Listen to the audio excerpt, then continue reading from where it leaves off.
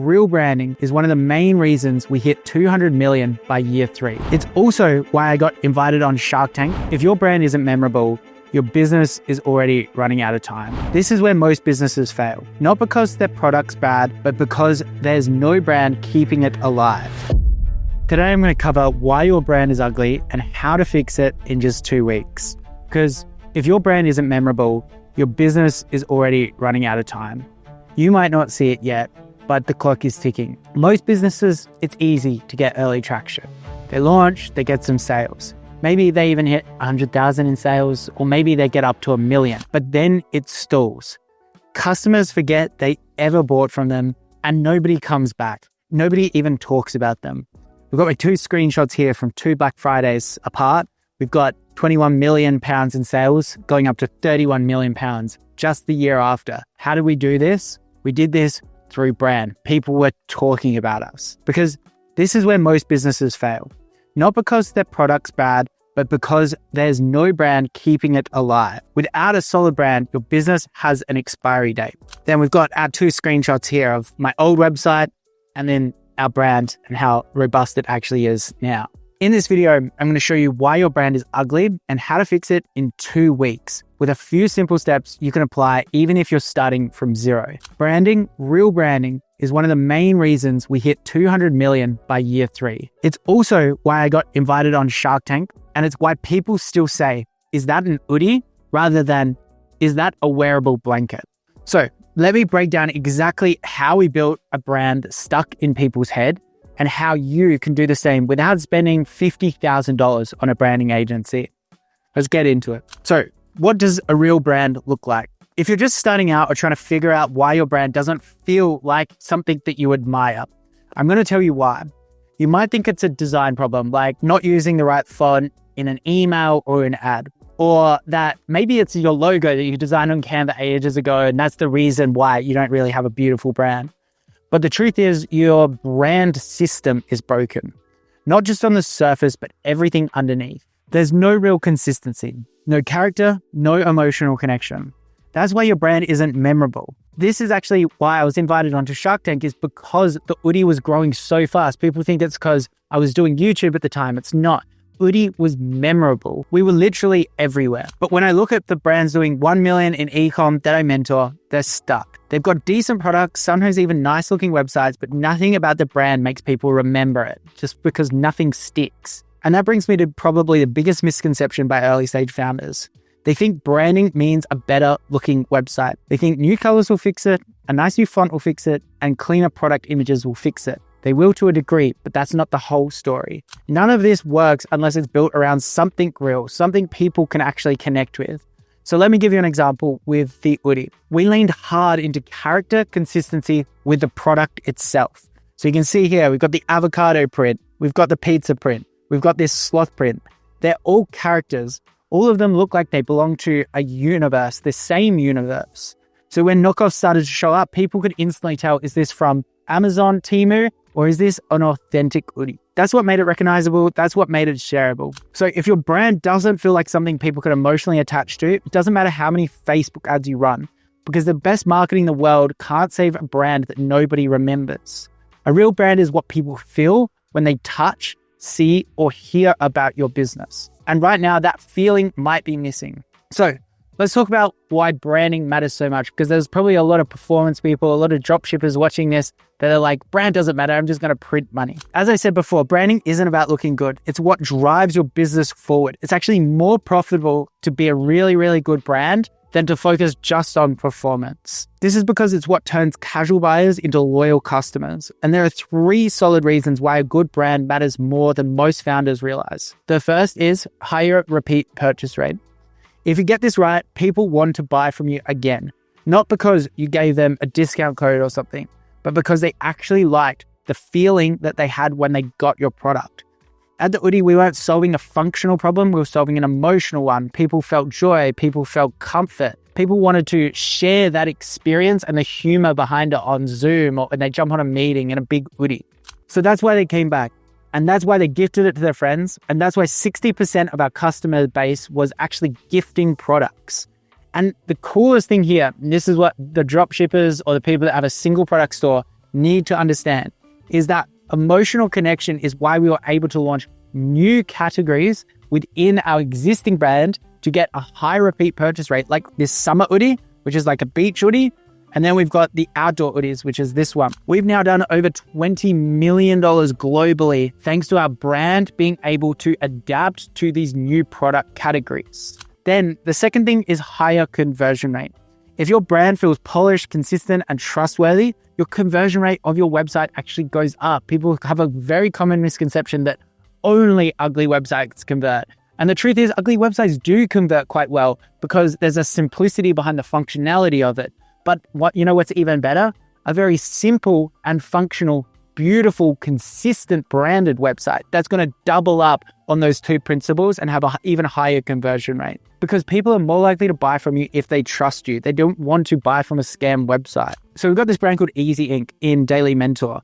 Have a look at their Instagram feed on this. It's absolutely beautiful. Then have a look at their website. Clean product images, consistent fonts, all consistent padding that we're going to go through in a second on how to create a branding deck. Everything is on brand, everything builds trust, and trust converts. Now look at them side by side, but between one of their competitors. This beautiful feed versus this. There's no consistency in the visual feel and trust of it. So ask yourself, if your website, ads, emails are all giving off different vibes, then is that building trust? You're probably losing a ton of conversion rate. Then the third one is more word of mouth virality. This is arguably the biggest because if your brand is strong, people talk about it by name. When people see an Oodie, they don't say, oh, nice wearable blanket. They say, oh, is that an Oodie? And that really does matter because when your brand becomes like the word that people use to describe the category, like jacuzzi, Band-Aid, Tupperware, calming blankets, that's when you've won. It makes your product easier to recommend, easier to share, easier to remember, easier to Google as well. You can even measure this. Now, for all you data people out there, you're like, how do I measure brand? There's a few different ways. The first is you can look at branded search volume. You can also look at referral traffic. You can also track your NPS, your net promoter score, or your viral word of mouth coefficient. But honestly, if you're an early stage founder, don't obsess over tracking over time because you know that every single $100 million e-commerce brand has had a strong brand. It's the one thing that can't be copied. It's the one true moat and the one thing that does compound over time. People talk about having operationally technical moats or something like that where they can't copy because they've got this patent. That is not the main thing. The main thing is having a very, very strong brand. The other problem with trying to track it, especially in the early stages, is these changes happen so slowly over time. If we're improving our product to align more with our brand, let's say that we're making the Oodie thicker so it's more comfortable to align with our moments of joy that we provide, then that's going to take 6 months to kind of bring in, switch out the products, do the surveys. So we can track it a little bit, but don't get too obsessed with it. All you need to do is just do the things that I'm about to outline and you will make an amazing brand. So before you spend another dollar on ads, ask yourself, would anyone remember my brand if they saw it once? Because if the answer is no, we've got work to do.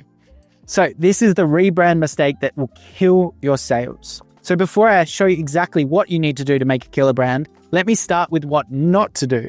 Because this is where most people mess it up. Because most people, when they realize their brand isn't working or doesn't exist, they go to surface level changes. They hire a designer, they overhaul their website, they change their logo, and then because they've changed their website, it just collapses their conversion rate. Their whole website goes to shit. They spent all of this money, made everything look nice, and then nothing actually changes. Because they're sending less traffic to the website, less people are ordering, therefore less people are getting your product, which is actually the key thing that actually drives a brand, because people touching your product, getting you solving the problem that you designed the product to solve is actually key to building a brand. So changing the beautiful website and sending less customers there is going to be more detrimental. So here's the truth.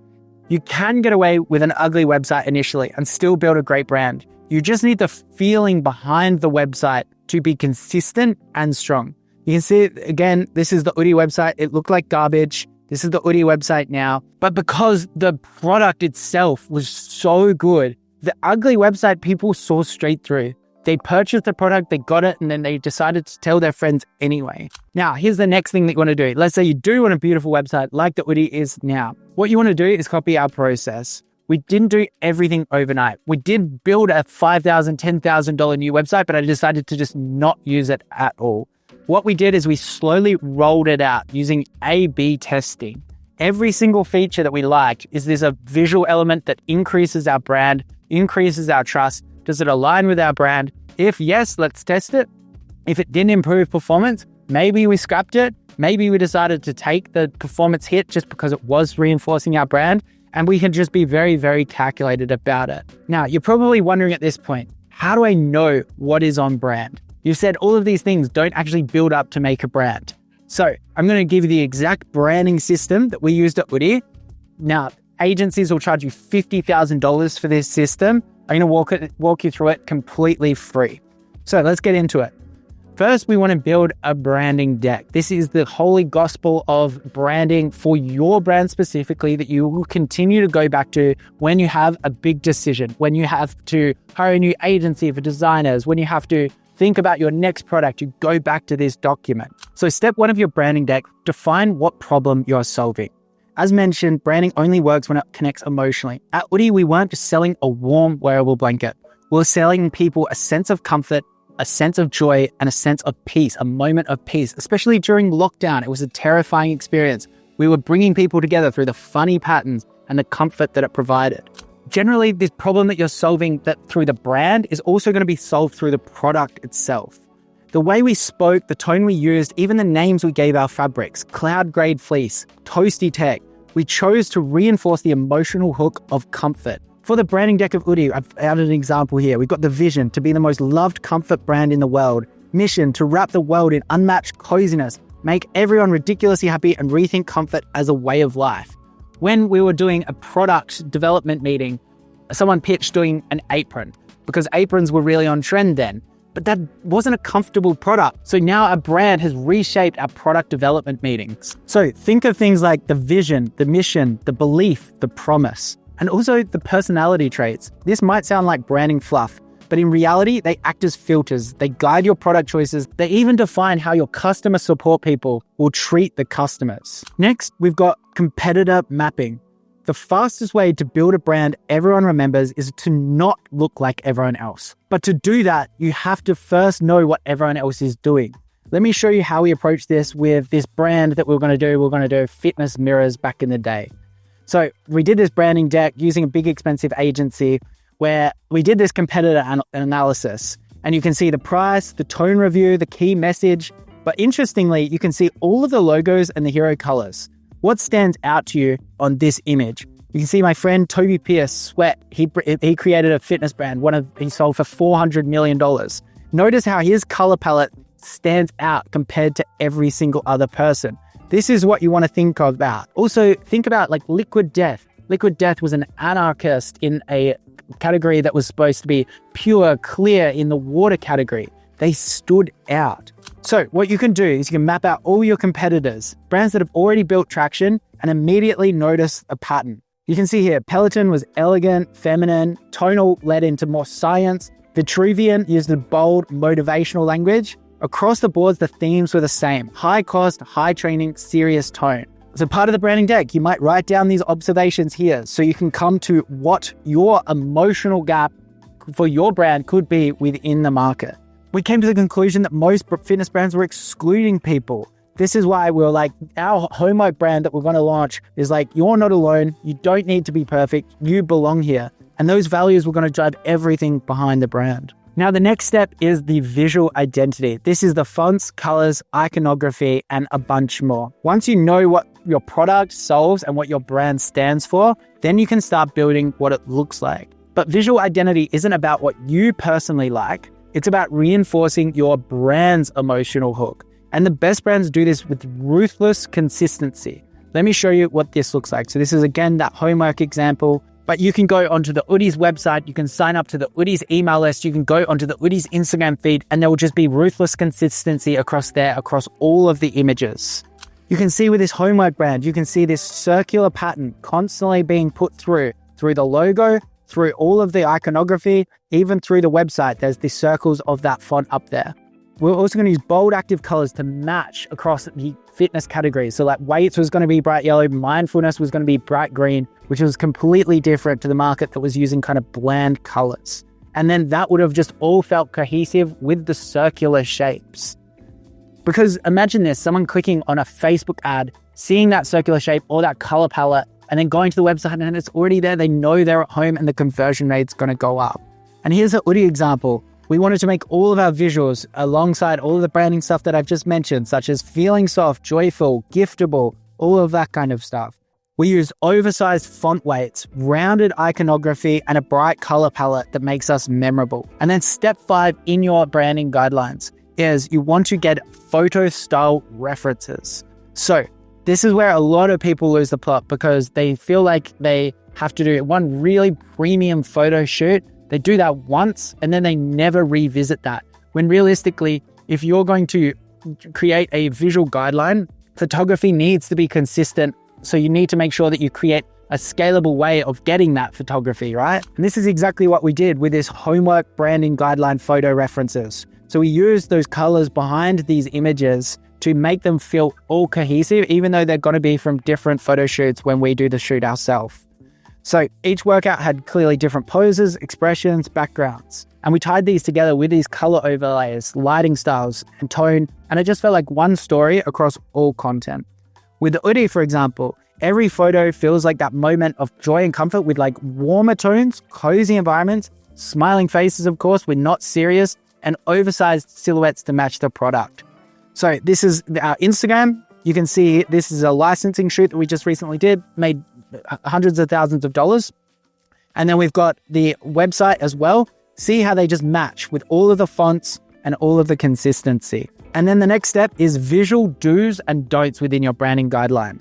Because a lot of brands mess this up. They think consistency means big visuals and exact templates, but there's actual subtle differences that make the biggest difference, like always using emojis in your ad headlines or just never using emojis. Choosing one border radius and sticking to it versus mixing up different border radiuses. You can't have sharp edges, then soft edges. Obviously with Oodie, we use soft edges because we're a soft brand. These are the things that you need to become a brand expert. These are the subtle differences that make Apple so great and make dropshippers just so bad at branding. Another big one for e-commerce brands is, can you use UGC in your advertising? If you're an ultra premium brand, maybe UGC, the main format that everyone scales, we're using Facebook ads, isn't appropriate for your brand. Have you thought about that? So when you define these rules, your brand gets sharper. When you break these rules, even subtly, your brand gets fuzzy.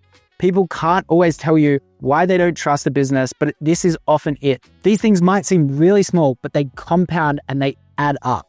Define a few core visual values, follow them religiously, because even subtle consistency is memorable, especially in a crowded market, and memorable wins. If you like this video, make sure you go check out my e-commerce formula to take you from 6 to 9 figures. I'll leave it on the screen.